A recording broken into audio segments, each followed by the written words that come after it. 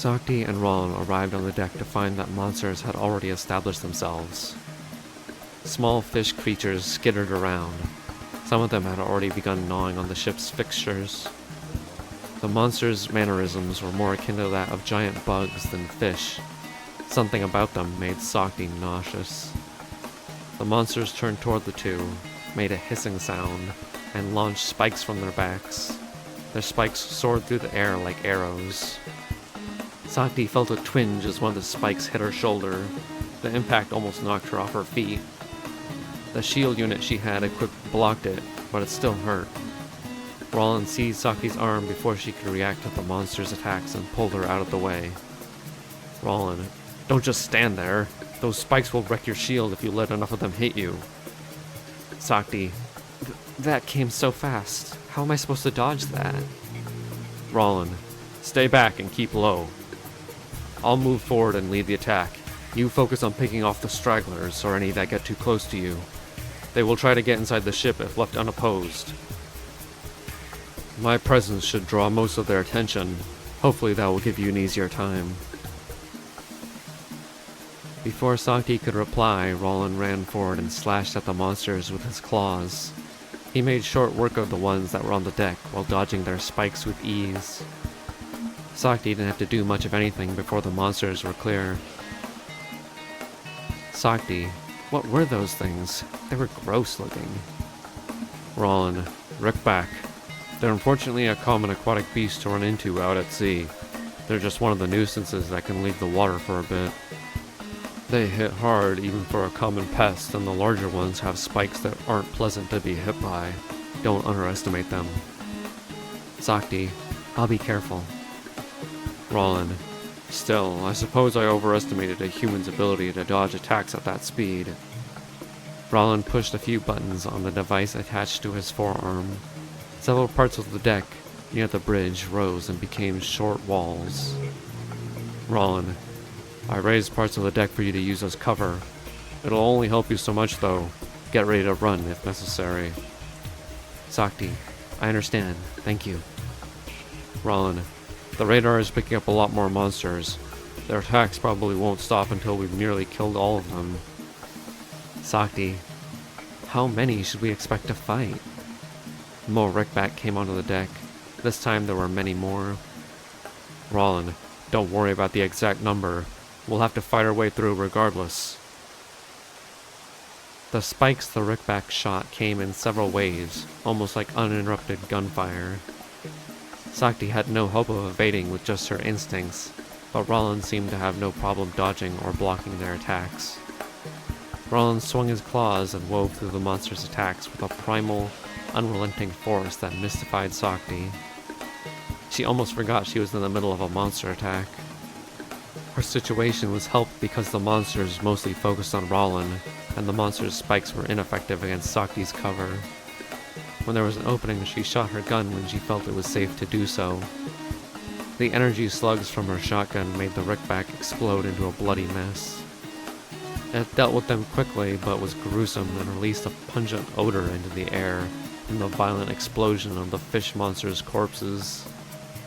Roland made short work of the monsters on the deck with his claws. The two of them managed to clear the deck and achieve a moment of fragile peace. Roland hurried over to Sakti once the deck was clear. He looked uneasy, but it was hard to get a read on his expression because of the pouring rain. Sakti had been grazed a few times by the spikes, but thanks to her shield, they didn't seriously injure her. She had managed to keep her shield somewhat near full capacity. Roland, at least as far as Sakti had seen, hadn't even been hit once. Sakti, that wasn't so bad. How are you doing? Are you alright? Roland, I'm okay. This would be a lot easier if I were a few hundred years younger. What about you? Sakti, I'm okay. I just wish I could do more to help you. You seem to be able to take care of the majority of the monsters on your own without issue. Roland, believe me, I appreciate the assistance. More monsters slithered over the ship's railing and came onto the deck. Sakti, what are those? Roland, now is not the time for a monster lesson. Don't worry about it, just stay back and let me deal with them. Just as Rollin was about to advance, he paused and looked around. Rollin's gaze tracked a dance of shadows which darted around the perimeter of the ship. It took a moment for Sakti's gaze to catch up and identify the large number of bird monsters circling the ship. Rollin, there are more sky beasts than the anti-air defenses can handle. Sakti, you take care of the monsters in the air. Unless they swoop down to the deck, I can't deal with them easily. I'll focus on the monsters on the deck. They're a more immediate threat anyway. Rollin hurried toward the approaching monsters and began his counter-offensive to keep them at bay. Sakti shot at the monsters in the air, but the monsters arrived in such great numbers her efforts did little to thin their numbers. Despite Rollin's best efforts, the monsters poured onto the deck and attacked from every direction. Still, he managed to keep almost all but the sky beasts from approaching Sakti. Sakti's cover did little to protect her from the overwhelming number of monsters. She retreated farther back toward the bridge when her shield took several concurrent hits. As Sakti moved back toward the bridge, the Dulce came out onto the deck. Cal, apologies for the late arrival. Captain, Sakti, these units are ready to support you. Sakti, I'm glad you two are finally here. Help me take out the monsters in the sky. The Dulce stepped in front of Sakti and opened fire upon the monsters. The hail of gunfire from the Dulce scattered the monsters and eliminated this wave of monsters much faster than even the previous one, despite their greater numbers. Rollin, Cal, status report. Cal, Captain, we are approximately 1/3 of the way toward the Maelstrom center. The radar is still picking up significant monster activity around the ship. The ship's power reserves are stable and increasing at a steady pace. This is within forecasted parameters. So long as nothing goes awry, we need not be concerned about the ship's intrinsic capabilities to carry us to our destination. The structural integrity of the ship remains our primary concern. Rollin, I know. We've been working on it. Cal, a scan of the ship shows no significant hull damage. Rollin, good. Is there anything else I should know? Cal, warning. Sakti's shield is floating at approximately 30%. This unit strongly recommends we adapt our strategies to better protect her. Rollin, we're not even halfway. Sakti, there were a lot of monsters. There's no way I could have dodged all their attacks. Rollin, relax. I'll figure something out. How about your ammunition, Sakti? Sakti, we're 1/3 of the way there, right? At this pace, I should have enough. Rollin, alright. Stay close to the Dulce. Ben, put that shield to use. Keep Sakti safe. Ben positioned itself with its largest shield in front of Sakti. More monsters came onto the deck, robbing them of their moment of respite. Not only were some of the Rickback that came aboard much larger, but they were accompanied by monsters of different sorts. Sakti, look at all those monsters. I thought monsters of different types didn't get along. Rollin, ordinarily you wouldn't find different types of monsters hunting together. We are in a rather extraordinary situation, so I guess we should expect some unusual monster activity. Now is not the time to be impressed, though. Keep your wits about you. The monsters charged forward and came upon Sakti and her group with incredible ferocity. If not for the Dulce, Sakti would have been completely overwhelmed. Rollin, I'll move toward the bow and lure some of them away. You stay with the Dulce. Rollin ran through the monsters and managed to get many of them to follow him to the other side of the deck. Even still, Rollin could not divert the entire horde toward himself. Monsters kept coming in an endless wave. When one was killed, 3 more took its place. Soon the deck became swarmed by monsters. The rate at which Sakti and the Dulce slayed monsters slowed. Some monsters took several shots to the head before they showed any signs of slowing down. Some seemed completely impervious to bullets altogether. Larger monsters showed frightening resilience as they charged straight through their gunfire. Despite how close the monsters got, too close for Sakti's comfort, the Dulce held them at bay, which kept Sakti free of major injury. Roland fought off the monsters on his own near the bow of the ship. Sakti and the Dulce remained near the command tower on the other side of the ship. Even with near constant gunfire from the three of them, it wasn't enough. The monsters came from all directions, and it was impossible to avoid them completely, even when she used the Dulce as cover. The monsters advanced, pushed their backs against the wall. The three of them stood their ground, but remained ready to retreat back into the ship if necessary. Sakti, we can't keep this up much longer. Roland already has his hands more than full. He's keeping at least half of the monsters on the deck occupied by himself. They'll wear us down through attrition alone. Despite all the carnage, Sakti tried to keep an eye on Roland from behind Ben. Without warning, Sakti saw Roland get body slammed by a large monster. He initially held it off, but only for a moment. The massive monster shoved him against and through the ship's railing, launching him overboard. Sakti, Roland fell overboard. We have to help him. Cal. Sakti, remain calm and do not do anything rash. Focus on the monsters on the deck. The captain is an aquatic beast Halfon. Even in these turbulent waters, the captain should be able to keep up with and eventually board the ship without assistance. Neither of these units are retrofitted for extremely dangerous marine rescue, and you cannot swim. We three are in no position to assist the captain, even if the opportunity presented itself. Sakti. Okay. Yeah, you're right. It was hard to focus on monsters, but Sakti had no choice considering there was nothing they could do for Roland at the time, especially considering they were still surrounded. Monsters got a little too close for Sakti's comfort, perhaps by instinct or accident. Sakti reacted by grabbing the hatchet and slashing the monsters before they could strike her. The hatchet caused the monsters to shriek out in agony. Their bodies fizzled, corroded, and within a minute or two the monsters were reduced to nothing but a pile of fleshy mush. Their previous form was completely indiscernible. Sakti. So this is the power of the hatchet. It destroys the monsters effortlessly, regardless of their body. I can't say I'm comfortable using it, but it does protect me from any monsters who try to get close. It took several more minutes, but the three of them managed to clear the deck. Not due to anything they did in particular. The monster's reinforcements slowed significantly and eventually ceased out of nowhere.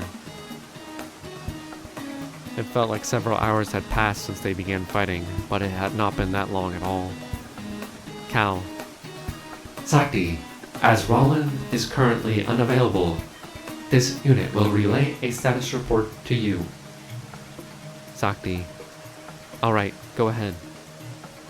Cal. We are approximately halfway toward the center of the maelstrom. The ship's power is stable. There is damage throughout the ship's hull from monsters, while not significant enough to concern for ship operations. But it is accumulating. Sakti. What sort of damage? Cal. The damage report is as follows. One of the anti-air guns has short-circuited and become inoperable. There are 33 minor leaks on the decks below. There are approximately 53 places of moderate damage to the ship's hull.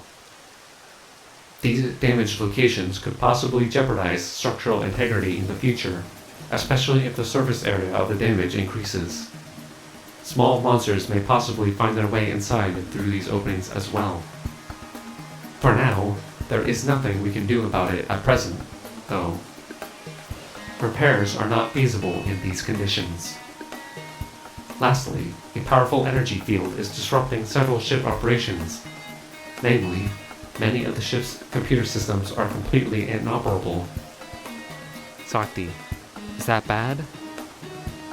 Cal, Bad in the sense that it makes our endeavor more difficult. Affirmative. Among the offline systems are communications and radar. We are no longer able to monitor the monster's presence around us, nor are we able to call for help should we require it. Sakti, that sounds troublesome. Cal, Affirmative. That concludes this unit's report. Sakti, how are you doing?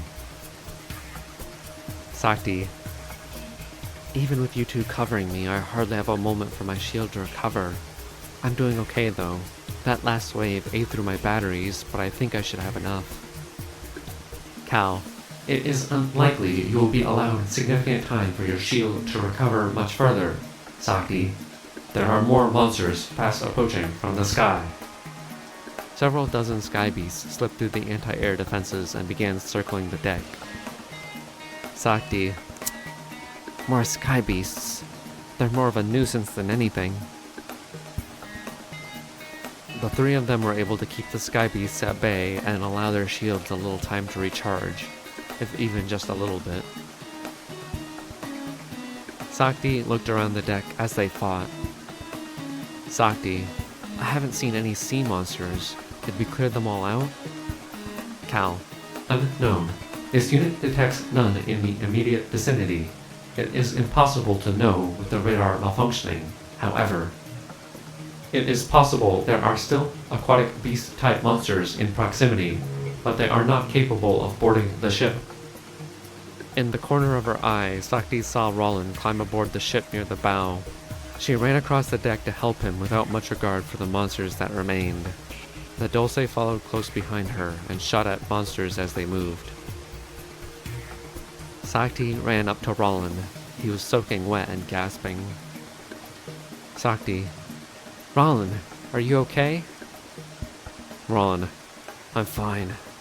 That was just the most swimming I've had to do in a long time. Roland reached into his coat and flinched a bit. Sakti, what's wrong? Are you hurt? Roland, no, I just lost my flask. Sakti, Roland, now is not the time for that. Roland, yeah, I know. Still, I could use... The ship jerked forward and threw all of them off balance. Sakti, what was that? Several dozen arm-like tentacles burst from the waters around them and slithered all over the deck. The ship creaked and groaned as the arms wrapped around the deck of the ship and began to pull. The tentacles ripped off a section of the deck and pulled it into the deep. Tentacles slithered around and looked ready to grab anything that came near. The path to the command tower was completely blocked. Sakti, what are those things? Roland, it must be some kind of giant monster lurking beneath us. We don't have the equipment to deal with a monster of that size. The best we could do is fire torpedoes and hope it's enough to drive it away. I'd fire our torpedoes, but my controls were damaged when I was knocked overboard. I need to get to the bridge. The four of them ran toward the command tower, but were almost immediately stopped by the tentacles blocking their path. Sakti, okay, but how are we going to get through all of that? Roland had no immediate response. He ran forward and hacked at one of the tentacles with his claws. A flurry of tentacles whipped back at him. He could only dodge a few of them before he was launched away. Roland snarled and picked himself up from the floor of the deck. Cal, Captain, this unit has computed a path through the monster's limbs to the command tower. There is a 57% chance of navigating through the monster's limbs without sustaining severe injury to either you or Sakti. Roland, what about the chances of either of us dying? Cal, Approximately 6%. Roland, I'll take those odds. Lead the way. Cal, 1 moment, please. Routing path. Loading. Loading. Routing complete. the Dulce sprang forward. Roland grabbed Saki's arm and pulled her along behind the Dulce. Cal threw its gun aside and pulled a large chainsaw-like weapon from a holster on its side. Cal used it to hack through the tentacles covering the deck. Cal's attacks enraged the monster, and the tentacles flailed indiscriminately around the deck. Ben stood back a little, just in front of Rollin and Sakti, and deflected any incoming attacks from the monster with its shield. The four of them weaved through the tentacles that pulverized the deck. When Cal used its saw to attack the monster retaliated with a flurry of tentacles. Initially, Cal seemed unfazed by the attacks, but as they drew closer to the command tower, Cal began to slow down. A dozen tentacles flew toward them at ferocious velocity from behind. Ben hunkered down and warded off the attack away from Sakti or Rollin with its shield. Cal attempted to block the attack, but the force was so great Cal was thrown far away from the group and back across the deck toward the bow. A swarm of tentacles slithered toward Cal. Sakti tried to pull away to save Cal, but Rollin stopped her. Rollin, leave it. You'll get killed if you go over there. Sakti, but Cal. Rollin, Cal made a way for us. We have to go. Now! Rollin pulled her along toward the command tower. Sakti couldn't take her eyes away from Cal, though. Several tentacles constricted Cal with great force. Sakti could hear Cal's metal being warped and broken even through the pouring rain. Cal didn't shout or scream in agony as a normal person would. Even though the tentacles mangled and crushed its body, Cal didn't or couldn't struggle. Cal just looked forward with an ambivalent gaze until the tentacles snapped Cal into pieces like a child's toy with interchangeable limbs. Dulce's body parts fell to the ground. Cal's eyes flickered. Its various parts twitched for a moment, and then it moved no more. The three of them made it to the base of the command tower where the tentacles did not yet reach. Since Cal's saw attacks had ceased, the monster's tentacles returned to a less aggressive state, although even that was more than the ship could handle. The ship began to crack and break apart in various places. Rollin, I'm going up to the bridge for a bit. Cal. Rollin caught himself and looked at Ben. Ben, look after Sakti. Ben did not reply, or give any indication of affirmation, but Rollin seemed to expect as much. Rollin retreated into the ship with haste. Not much later, a series of explosions went off in the water adjacent to the ship. Something in the deep below let out a warbling moan, and the tentacles withdrew from the deck. Rollin ran out of the command tower back onto the deck. Rollin, looks like our torpedo salvo worked. Still, it seems like the beast retreated a bit too easily. Rollin looked forward toward the pillar of light, which now towered over them as they drew near. Rollin, any idea what's going to happen when we sail into that thing? Sakti, no. Rollin, well, it can't be any worse than what we're going through right now. We're very close now. We just have to hold out a little longer. The ship is badly damaged and the engine has flatlined. We're being carried only by the current now. There's no guarantee the ship won't capsize before we reach that light. Our one saving grace is that some of the auxiliary systems are still online. Don't worry though, I have a plan to get us out of here. Still, something doesn't feel right. The monsters have completely disappeared. Even the guns have gone silent. Rollin was right. An ominous quiet had settled over them, where only the sound of the sea and the rain beating down all around them could be heard. A terrible shriek let loose and shook the ship. They both froze. It was like nothing Sakti had ever heard, and, judging by his expression, neither had Rollin. Sakti, what was that? Rollin looked at a loss as his eyes darted around the deck, looking for the monster which bellowed the unholy cry. A scaly arm reached over the edge of the ship and sank its claws into the deck. Rollin pushed Sakti behind him. Rollin, stay back. That's no ordinary sea monster. A monstrous form pulled itself out from the sea and slithered onto the deck. Sakti, what sort of monster is that? Rollin, that's no common sea monster. That's a demon. A gorgon. Some are said to lurk in the darkest depths of the sea as agents of the water goddess. They're powerful monsters. I've never fought one, but I've heard stories. A thing like that would explain why no one has ever come back from this place. The gorgon slithered across the deck, dragging a spear behind it. It did not immediately attack, or even act in any particularly monstrous manner. It stared at them with intrigue. It came forward and towered over them, even from a distance. Its chest heaved and bellowed out a low serpentine rumble. It was almost as if it dared them to attack. It was the final monster standing between them and the little time they needed to reach their final destination. Rollin, now is not the time to be impressed. Sakti, listen closely. The ship won't last much longer, especially if this fell beast is loose on the deck. If we let this thing have its way, it'll sink the ship in an instant. The pillar of light is not far off. I need you to go down to the cargo hold and take the emergency escape vessel out the bottom hatch. The currents all converge upon the light. The vessel should take you there without having to do anything. Sakti, what about you? Rollin, what about me? I gotta buy you some time.